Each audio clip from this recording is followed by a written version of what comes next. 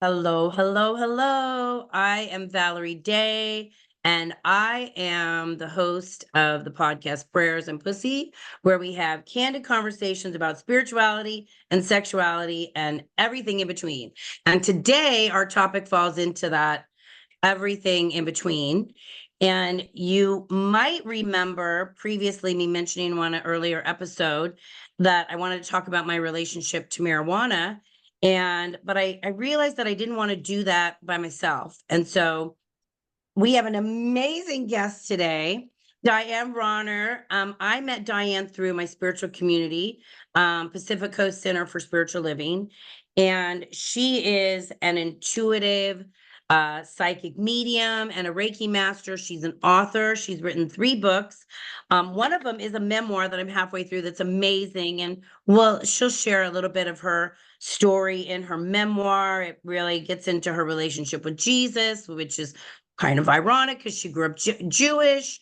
And just she's going to tell you about, I mean, even though we're talking about our relationship to marijuana, you can certainly feel free to talk about, all anything and everything here. But she also has a book on Amazon, and we'll put that in the show notes in case y'all want to get a copy of that. It's Recipes for Happiness, How the Universe Works and How to Make It Work for You.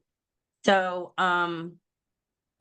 for me, what I before I pass the baton to you, Diane, to share about your journey and relationship to marijuana, I would say probably about 9 years ago, I was having energy work done, and the energy worker said, "Well, of course you smoke marijuana. You're totally anxious." I had zero awareness that I was anxious. I just thought everybody was like that. I didn't know I was anxious. And I miss natural girls, so I tend to like holistic um avenues of care versus pharma. So, but I probably would have been somebody that could have taken antidepressants or anti-anxiety, not depressant, anti-anxiety meds, but that's not how I roll. So I actually felt guilty about my relationship with marijuana until she said to me, "Oh, well, of course you smoke. You're totally anxious." And so I realized that I was using pot as anti-anxiety medicine. So, fast forward to 2021, um, pot started landing heavy in my body, and it was no longer medicine. And I had to come to peace with, whoa, this doesn't work in my body. And it was a habit, and I had, somewhat of an addictive relationship with pot. And, we can discover that a little, explore a little more. But it took me probably about 5 or 6 months to unravel that regular usage, right? It wasn't easy to just like stop it because I was used to it. And it was, you know, habit. It was a habit. And so now I'm not, but I'm gonna pass. So I'd say after that 5 or 6 months, and it wasn't one of those things of will. It wasn't like in the past when I didn't want to smoke. It was like, oh, I'm smoking too much, I'm not going to smoke. Right. Kind of my relationship with pot was like my relationship with food. Like, oh, I need to go on a diet. Right. It was that like kind of abstinence, the all or nothing. And this was just, it wasn't congruent anymore with my body. Like my vibration had evolved to where like my body didn't like it anymore. It wasn't medicine.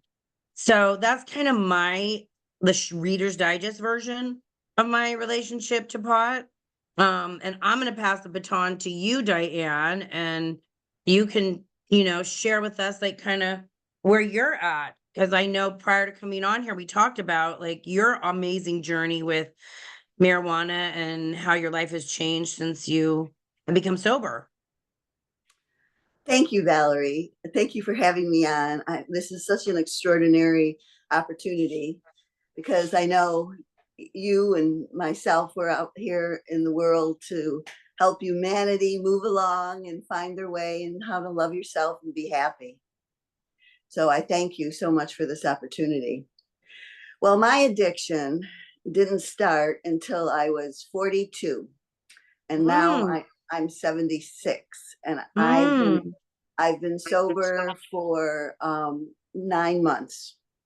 Wow. Yeah, so this That's is, amazing. Wow. yeah, and the addiction started, I think that I might have had an addictive personality. I always, how I was raised and how I felt about myself, and never turned to alcohol, never really liked it. That wasn't my thing. But then when I was 41, my first husband and I split up.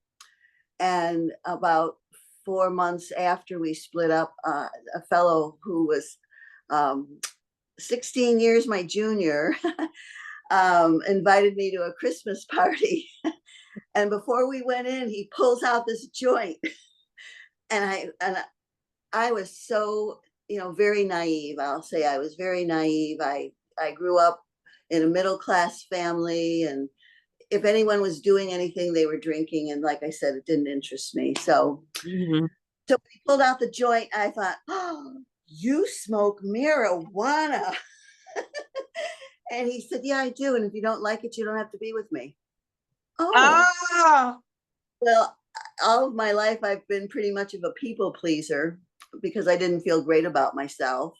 And so with that, I just shut up. I didn't say anything. We went into the party, but we had an 8-year relationship. And in those 8 years, honestly, he taught me how to smoke. When I first started smoking, it was really horrific.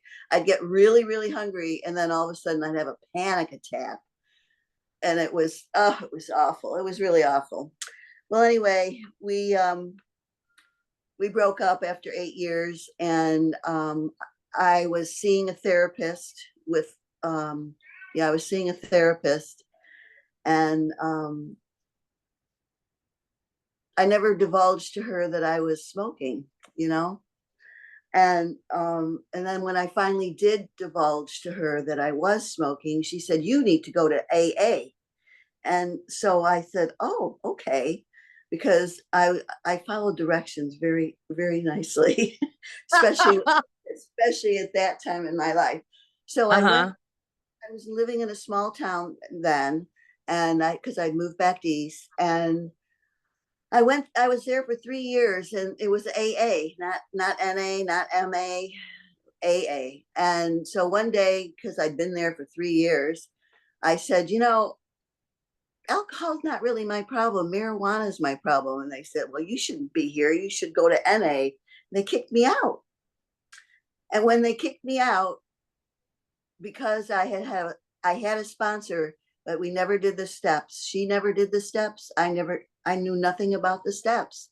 So when I when they kicked me out, I started smoking again. I didn't even think about it. Oh, It was wow. like I threw away my coins that I had. I got rid of the book I had. It was almost like defiance in a way. Ah, And also the thing is that my therapist was the one that made the decision that I should go to AA, not me. So when I ah, then in 2019, I moved back here to be with my family, and then it was legal. Oh my God, it was legal. But I still felt really guilty because that's the generation I grew up in. And right, so I, right. I hid it. And then one time I was in Las Vegas with my family, and my son came in, and I had just taken a hit. And oh boy, he was so upset. He cried. Oh my I mean, goodness. and it was awful, but I couldn't stop. And like I said, I've been smoking. So what, 3.5 decades, Wow, a long time. It was a big wow. habit. And then something happened. My daughter-in-law's mother had passed, which was very traumatic for her Oh, whole family. She was younger and she oh, passed. And I had gone to the funeral, and we were going to her aunt's house for the after party, celebration of life. And before I went in, I took a hit of pot. And I went in, and I was the first one there, and her aunt and uncle were there. And I revealed to them, well, here's what I didn't share with you, is that I am psychic. And when she called me 2 years beforehand and told me that her mother had cancer, I heard, "You're going to be her only mother." And I went, no, no. And I did everything. I did Reiki on her. I did everything in my power to, change the outcome, but I couldn't. Oh, And oh, I had kept that secret all that time. wow. And I revealed that to her aunt and uncle, who are, not necessarily open to all of that. And I ruined my relationship with my daughter-in-law, put her in a very difficult situation. Before that, we had been so, so close.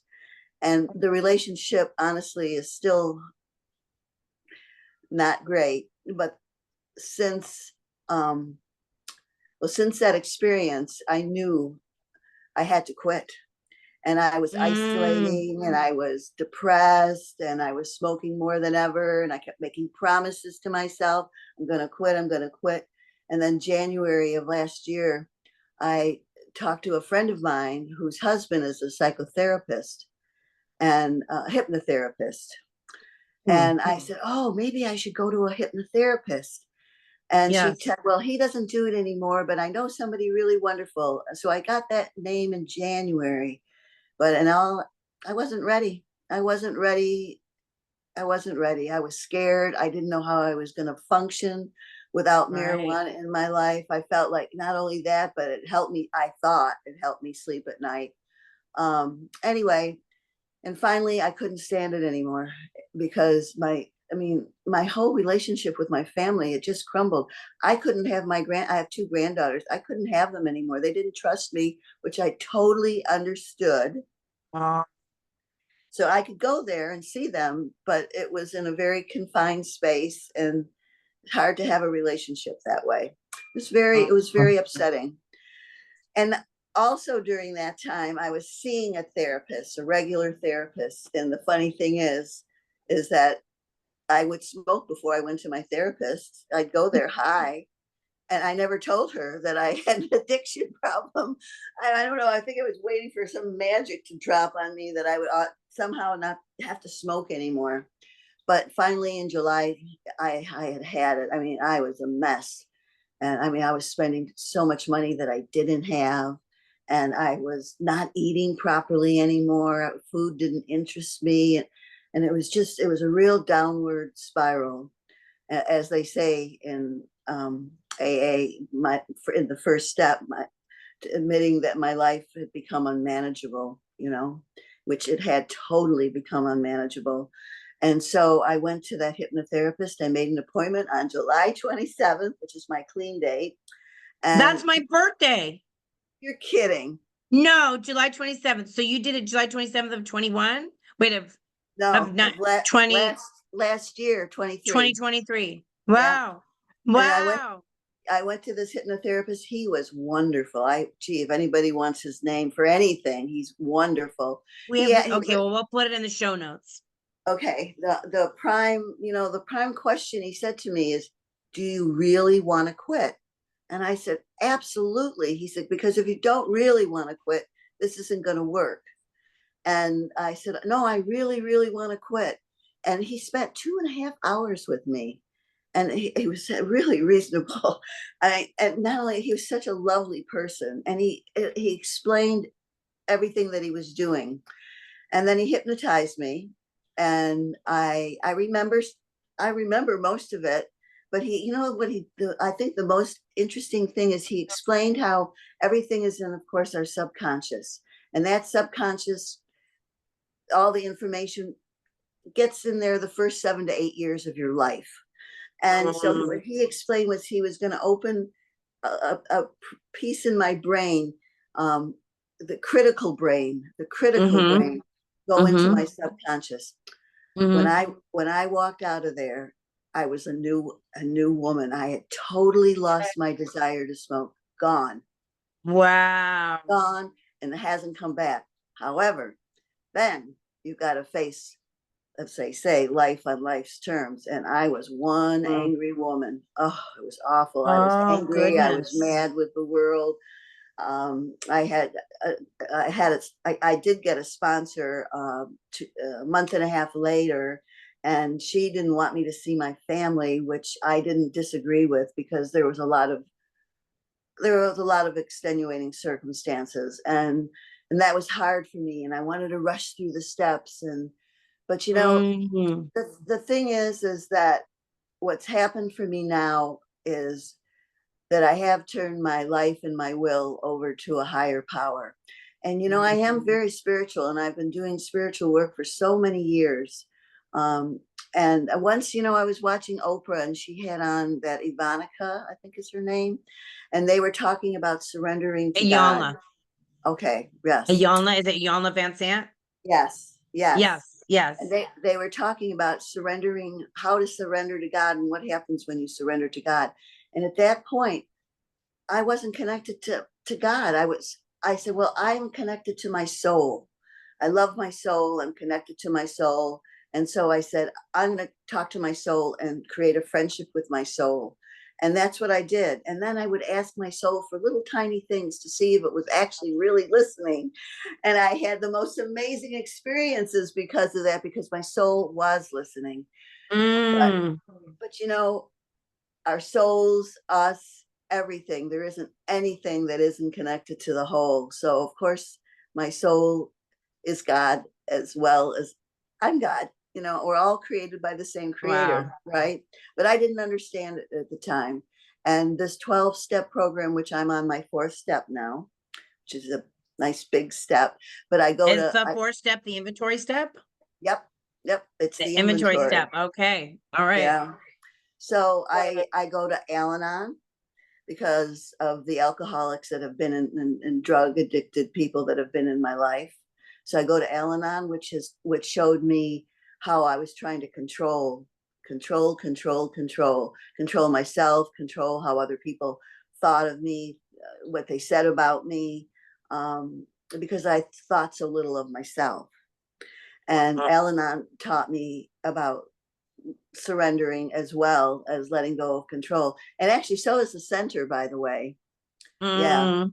Yeah. The center has been, oh my gosh, a big, a big gift in my life. And how long have you been at the center? Because you were, for those that don't know the history, Diane came from the Seal Beach side, and I came from the Namaste side. Two organizations merged and became Pacific Coast Center for Spiritual Living. So how long have you been at Seal Beach? So I came to Seal Beach a little bit before COVID hit. So Okay, so 2019. yes, exactly. Okay. Pretty much as soon as I got here, 2019, and then I started going there in October. Okay. So, and I went through all of those different changes, but I loved it. I loved it. And as soon as I walked in the door, I felt the love in there. And I knew it was exactly part of my recovery was that Mm-hmm, too. mm-hmm, Even though mm-hmm. I wasn't anywhere near being recovered, I felt a little hypocritical, of course. And because, Because you were still in your addiction. very much in my So yeah, addiction, the judgment about like, oh, I shouldn't be doing this. judgment, shame, guilt, all of that. And it's hard to evolve when you feel small and you feel like you're doing something wrong. And you make a judgment that of course God loves us no matter what. I know that. But I Right. wasn't loving Correct. myself, so I felt undeserving. Yes. Yeah. So, I took that role too, as when Reverend Bobby came as greeter, the greeting team. And I recognized what I was doing. I've always volunteered all my life. And I think part of the reason I love serving humanity, I love people, but it was feeding my ego, because that's one of the things that Mm, I've learned to let go of. I mean, I know we need ego for certain things. It's not the enemy, but it can right. become overbearing. More thinking and less heart Mm-hmm, connection. mm-hmm, mm-hmm. So I knew that I partially did that for my own ego, but then I realized, because I wanted people to like me, I wanted to be accepted, And then I took on way too much. I mean, there's three of us. Not to say that the other two women aren't doing their part, but I took on so much more. I mean, and I didn't have More to. than your share. Yeah. Yeah, and not only that, but what I realized is I was controlling. And why was I controlling? And I really learned that through Al-Anon. And Mm. then I realized that I had to let other people participate.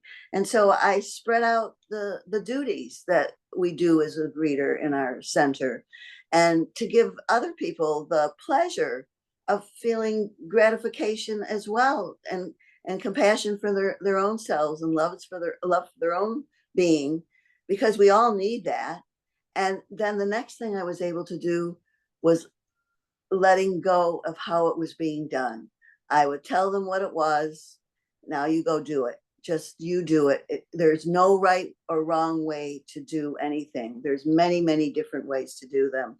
And, it was like the four agreements, don't take anything personally, just do your best, don't make assumptions, be impeccable with your word. All of those things became a part of, I integrated into my being. And all of that has gotten me to a place now where I am realizing that getting over the addiction, really, it wasn't hard because I went to a hypnotherapist. But living life on life's terms is very difficult. Once you're past the point of your body going through withdrawal, because my body did go, I didn't have any desire to smoke, but I went through withdrawal. And What was the symptoms of your withdrawal? deep depression, wanting to commit suicide. Oh my goodness. Wow. Oh yeah, it was big. Wow. And Yeah. my mind, my uneducated mind thinks like, well, you're not smoking a downer that you'd like become, right, that you'd not be struggling with depression, right?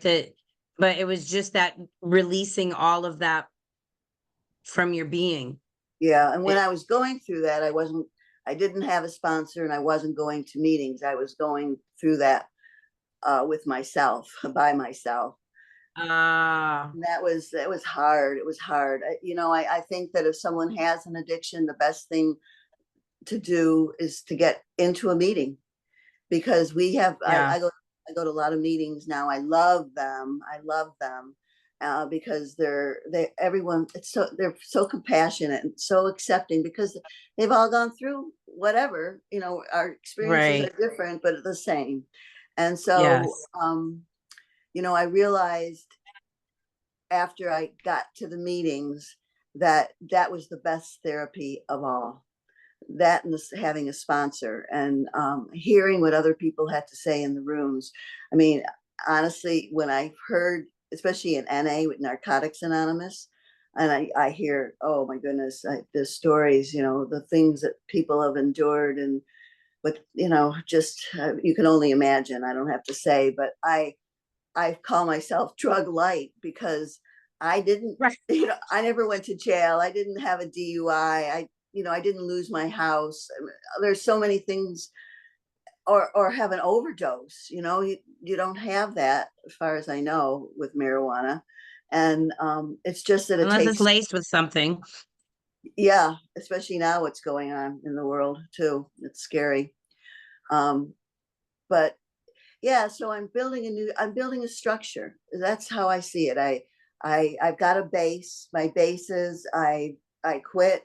I'm working the steps, and I'm building a structure by following the steps, and Mhm. practicing the steps on a daily basis.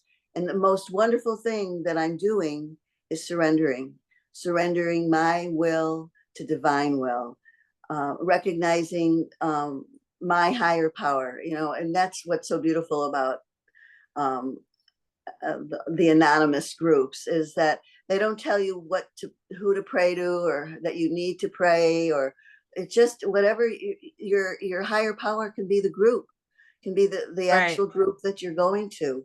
And Or it could be nature.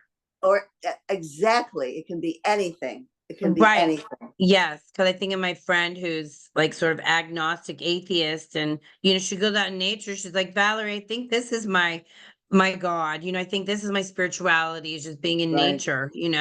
Right. Because Yeah, everything was created by something greater than us. And yeah. so now I have this little book, and I have prayers in it that, Aww. yeah, I mean, I have all sorts in this instant, and in every holy instant I surrender to Mother, Father, God, the great I am that I am. For the I am is in every instant, always. I surrender and ask for assistance, for I can never do as you can do, for as good as you can do for me. But I must Mm. surrender my will, control, and let you, God, do what only you can do. I step aside and trust that thy will be done. And so I have, I've written a few different prayers in here, and I've gotten different things from different people. And I start my day off that way. Because I recognize when I do it, kind of, I don't know, I feel this energy inside of me that just feels happy. It's like Yes. the most wonderful happy. And here's another thing: since I stopped smoking, I used to not be able to sleep through the night. I am sleeping like a log. It is And do so you have really wonderful. vivid dreams? Yes, and now I'm having my dreams. You don't dream when you're smoking. Right. I It goes know. I away. know that.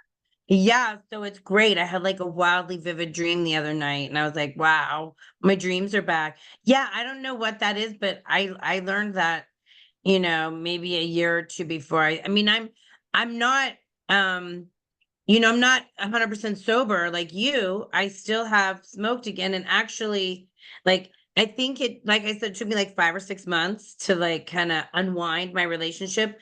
But then, like, back then, I thought it was 2020, but it was actually in 2021. But then every time, like, I would smoke, it didn't feel good. And I had to go, girl, what are you doing? This doesn't feel good. Oh Why are you yeah. doing this? This doesn't feel good. But that has actually shifted for me, where it doesn't land heavy in my being when I have smoked. But, it's just not a go-to for me now. It's more like, alcohol would be for somebody socially, it's more social than habitual, right? Mhm. But I can, like, I don't have any like remotely habitual relationship with alcohol or any other drugs, but I can, like, if I have pot, it is a lot of times hard for me not to smoke it if I have it. So I know that I do have a delicate, potentially addictive relationship with it. So, I have to be uber conscious. But I Consciousness just, is right. yeah, but in my Yeah. in my being, I don't feel like the all or nothing is a right choice for me, my relationship to it. Now, it's just sort of an evolution of my soul and paying attention. Do I or don't I? And not like having that. And I remember way long ago when I first got into the science mind philosophy, um, I was going to a mind body worker, and I was concerned about, maybe she was concerned, not me, but whatever. The topic came up. It's been a long time. It's been over 20 years. Um, and she said, Valerie, I don't care if you smoke. I just want, before you smoke, to stop and check in. Why am I smoking? Right. It was like, be aware, bring consciousness. Right. So it's like, I definitely admit that there were many times over my, period of smoking where it was an addictive relationship. I wasn't conscious. It was some form of, soothing or numbing, or, not wanting to deal. Right. Well, that's what it is. Well, Yeah. that's what it was for me, Yeah. not wanting to deal. And it's a choice. And I would, Right. like you've really, because you don't really have an addictive personality. You could, No, that's when she I told don't know you me. that. Well, she pointed out, you're making a choice. Don't just smoke. And me, I would like turn off my mind, and I don't want to think about it. I'm just going to do it. I'm not thinking about it. Right. It's a true addiction. That's a true addictive personality. When you don't want to think about it, it's like a knee jerk reaction.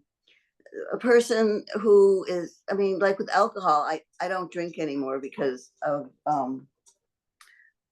that's part of what you commit to is that So nothing, no substances. But even though no, you didn't have an issue with it, you just felt like I'm going to honor the edicts of a right, of 12 step right, and not because do they anything. even, if I were to take a drink, then it would be, I'd have to start all over again, day one. And I no, I don't want to go there. And like I said to you in the beginning of this, that alcohol never held much appeal for me. While I was with that fellow for 8 years, I learned later on that he was also doing cocaine. I was so naive.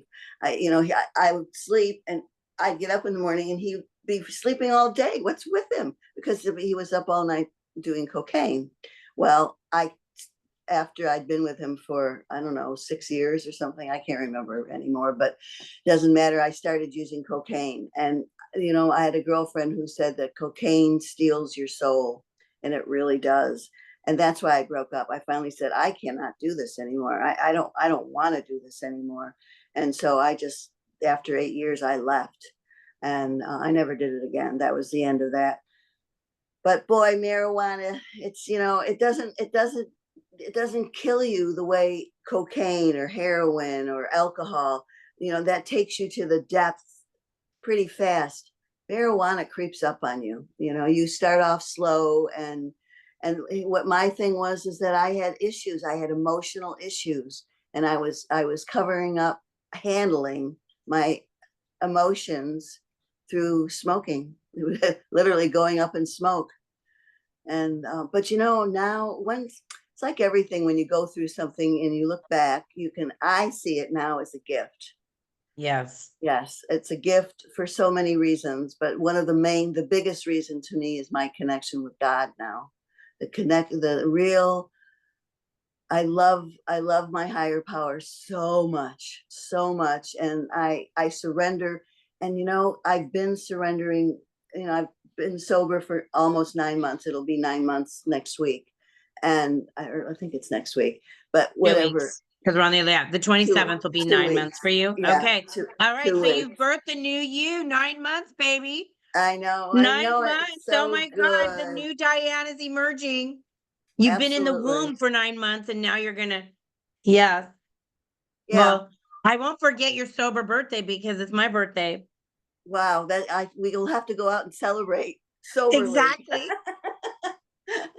But there's so many ways to celebrate without, I've noticed, but people really do drink. Most people drink, and I don't know if they have a problem or not have a problem. That's none of my business. Um, Right. and that, Well, it's given me compassion for other people too, going through this and having a deeper understanding of how human beings suffer in so many different ways. And that's a gift too, to be able to understand that. hearing you talk about cocaine way back, like in my like mid 20s. I don't know if it was early 20s, mid 20s. I did cocaine for like a year. That was sort of my like social, right? And then I'm thinking, I'm like the little entrepreneur. I'm going to buy an 8 ball and sell it so I can get my Coke for free. That never worked out. That was like a fantasy. But Yeah. after a year, like my body couldn't, I got enough energy. I don't need an upper. Like, pot was medically right for me because, right, I needed that like quailing my anxiousness, yeah, Yeah. after a year, I never had an addictive relationship with cocaine, but hearing you talk about that boyfriend that do cocaine, one of my early boyfriends, I think it was my second or third boyfriend, he was doing cocaine while we were together, and like you, I didn't know. And I don't think I was even we didn't smoke pot together, like, and I mean, I was young when I was with him, and then years later when he got sober, this was the sweetest thing that I just love. Like, he came and during his make amends, like, he got a limo and he took me out to dinner and like, like, to say, like, "I'm sorry that I didn't show up for you as a good boyfriend, and you deserve so much." I mean, it was the sweetest moment, but what I think is I definitely could benefit from going to Al-Anon, because my parents, I think, are both dry drunks. My dad's dad died an alcoholic. And being raised Mormon, they were paranoid. Like the first time, like I drank, my parents thought, "Oh, is Valerie like an alcoholic?" Because of their reference. But I think that hearing you talk about like you attracted that cocaine person, and so did I. It's like we're attracting that, right? Because of how we were brought up, right? So Mhm. it's me looking at like, and I definitely like to control things.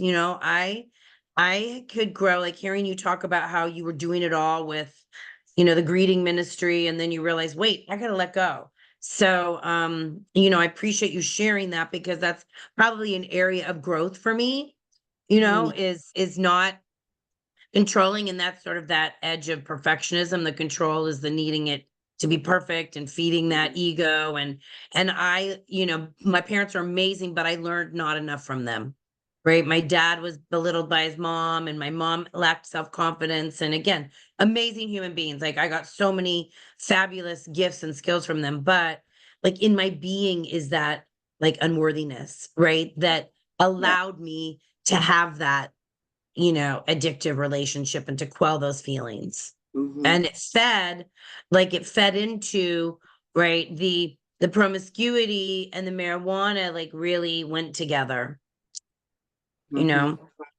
Yeah. Well, and for me, like I said, my self-worth was very small from the time I was started going to school, because unbeknownst to anybody, or especially me, I'm dyslexic.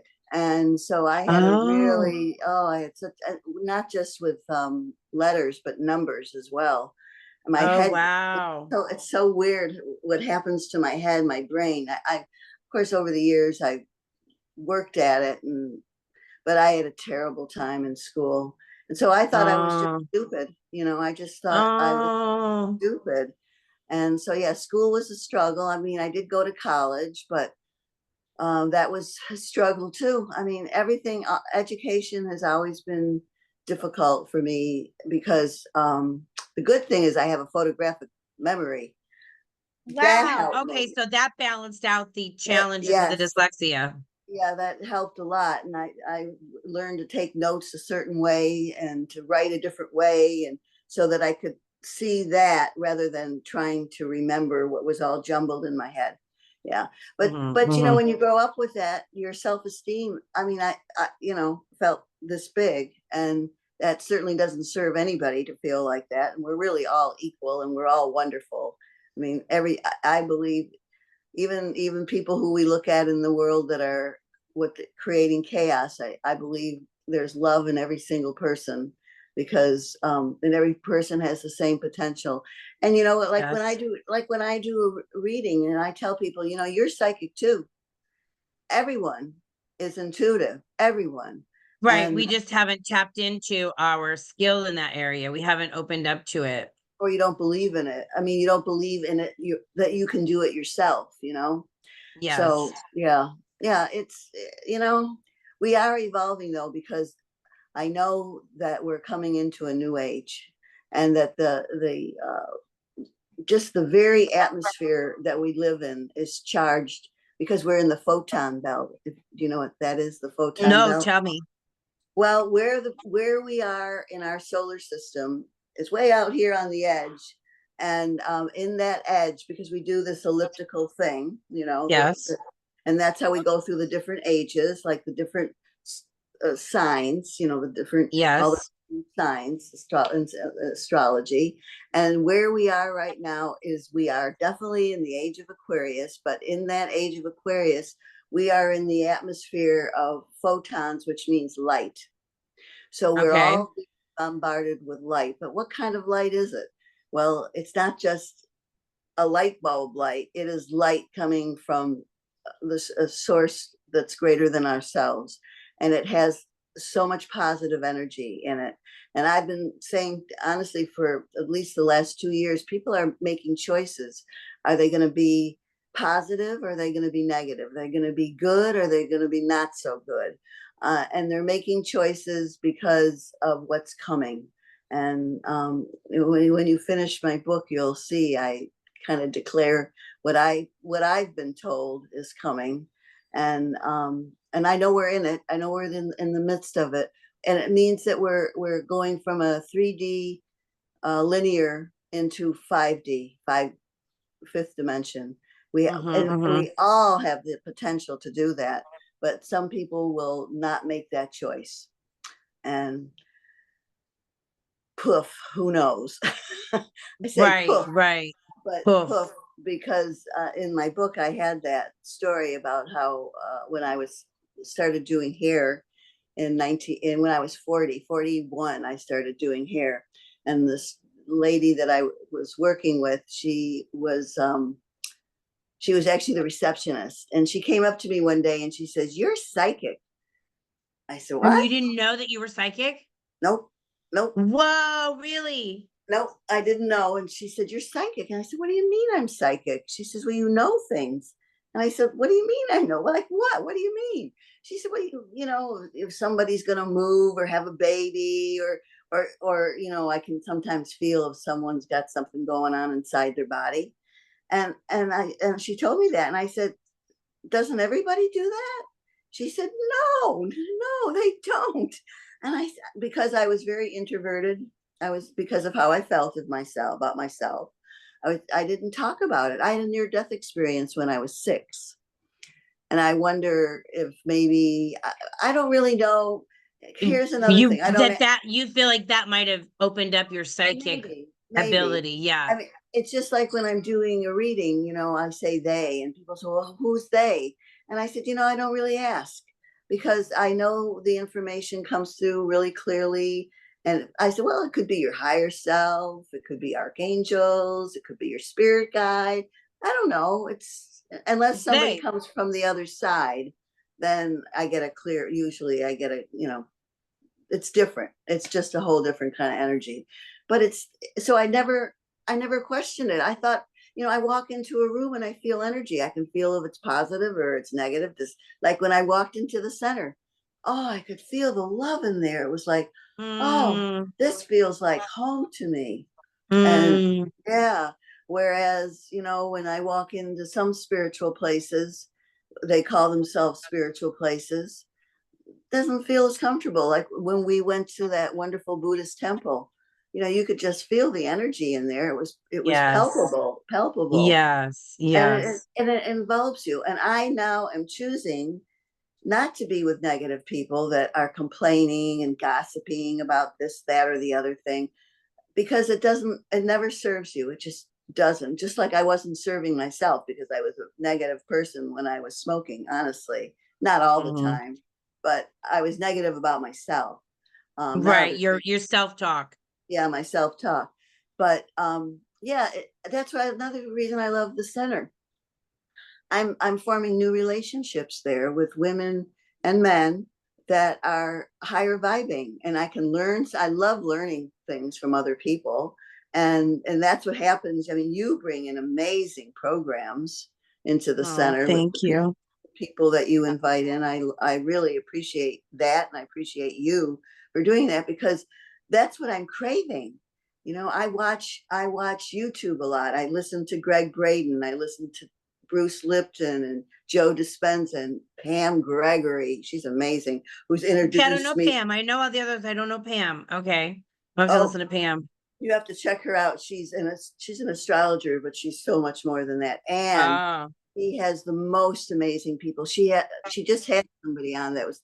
I have to listen to him again because he was very complex. I started to get it, but she had on this fellow Randy. Oh, I can't remember huh. his last name. It begins with an H, but he is all about waters, and he lived during the Atlantis time, because he's had entities come to him and tell him that he lived during that time, and that he needs to work with water now to heal the waters of the world. And he Mhm. makes full spectrum things that just any individual can use in their home. My dream is to have a jacuzzi one day, and to invite people into the jacuzzi and have this beautiful full spectrum, because it heals you body, mind, and spirit. It's just It does miraculous things. Randy Houghton. That's it. Houghton. Okay. He lives outside of Santa Fe, somewhere in New Mexico. Well, something that stood out when we were talking yesterday and preparing for our little chat was you said, I don't do negative readings or something about like, Oh I don't. yeah. So share that. I thought that was powerful how you'd said, no, well, I'm doing this. What did you say? Yeah. What was the instructions you gave the universe? Yeah, the instructions. I did psychic fairs for 7 years back east when I lived in Rochester, New York. And we went all over that whole area. And when I started doing them, I mean, I experienced other readers there, and the things that they would tell people, like, "Oh, you're never going to have a child." What? Why would you tell somebody that? Because all possible. I did the spiel. All possibilities exist. Nothing's written in cement. I'm just telling you what's possible now. I see you where you are now, and I can see you further on down the line. But what I said to the universe is, don't give me anything negative that you can't show me a solution for the positive in their life somewhere down the line. So when I do a reading, it's a progressive, really. First, they place you so that you know that I don't know you. How do I know you? I don't know your life. And they pinpoint you. They'll pinpoint where you are right now. And then they'll give me specific, important things that your soul came here karmically to learn.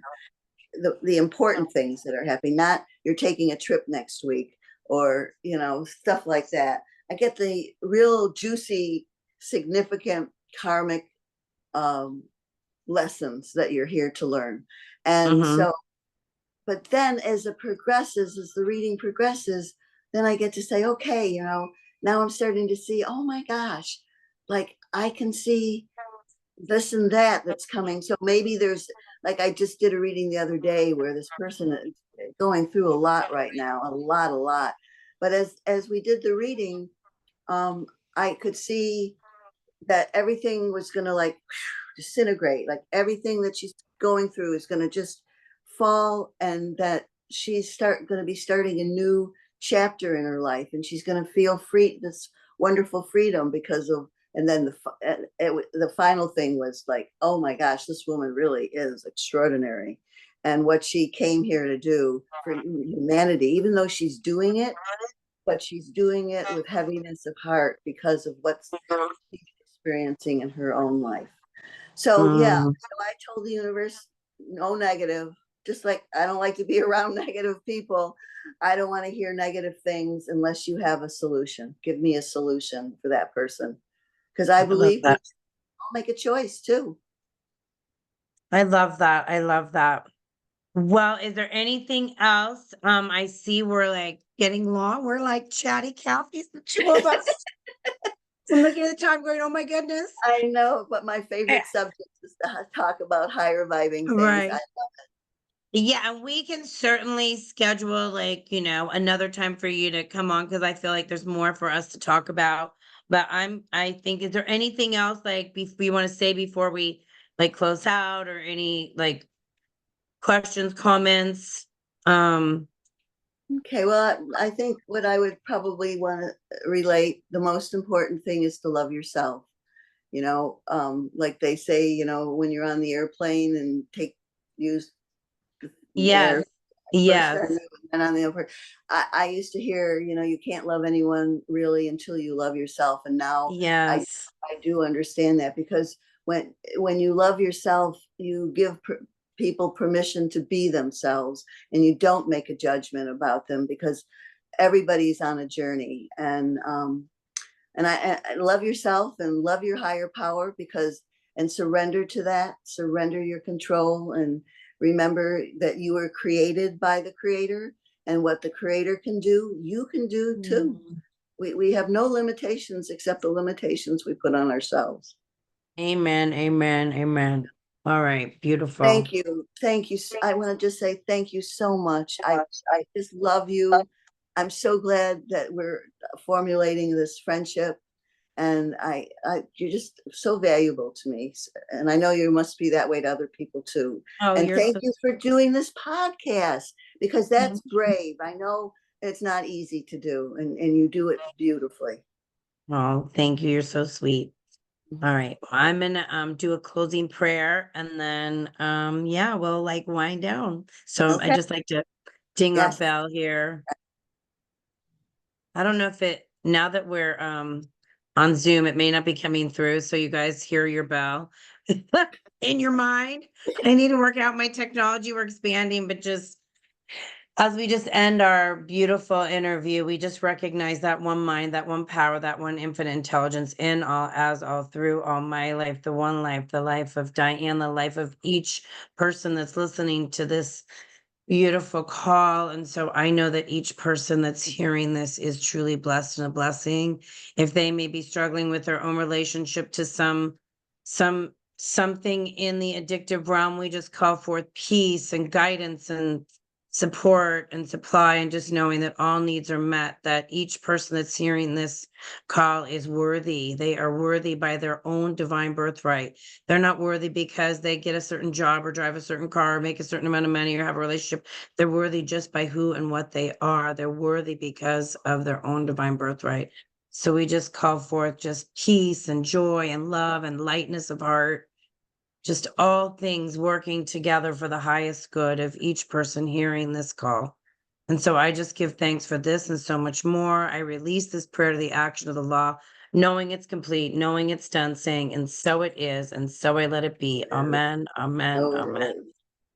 And so Thank in our show notes, we'll have how you can get in contact with Diane so you can schedule a wonderful intuitive reading, Reiki Master session. And then also, I'll put in the show notes if you want to join our prayer call Monday through Friday at 7 a.m. Pacific time. It's a free call where we do prayer and meditation. And you can, if you want to book a spiritual counseling session with me, you can reach me through my website at valerieday.com. So, signing off, uh, love practitioner, prayer warrior. Have a great week. We'll see you next week, same time, same bat channel.